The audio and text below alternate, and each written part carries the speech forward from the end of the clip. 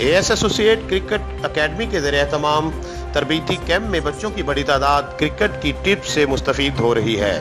Academy میں بچوں نے دلچسپی کا مظاہرہ کرتے ہوئے AS ایسوسیٹ کے چیئرمین آصف شیخ سے کرکٹ کے متعلق مختلف سوالات کیے، جس کے جوابات انہوں نے بڑی خوش اسلوبی اور تفصیل کے ساتھ دیے، جس پر بچوں نے خوشی اور اطمینان کا اظہار کیا۔ تربیتی کیمپ میں شرکت کرنے والے بچوں نے تکبیر نیوز سے بات چیت کرتے ہوئے کہا کہ AS ایسوسیٹ اکیڈمی کا انعقاد ہمارے لیے خوش آئند ہے، ہم یقیناً بہتر کرکٹ کھیلنے کے قابل ہو سکیں گے۔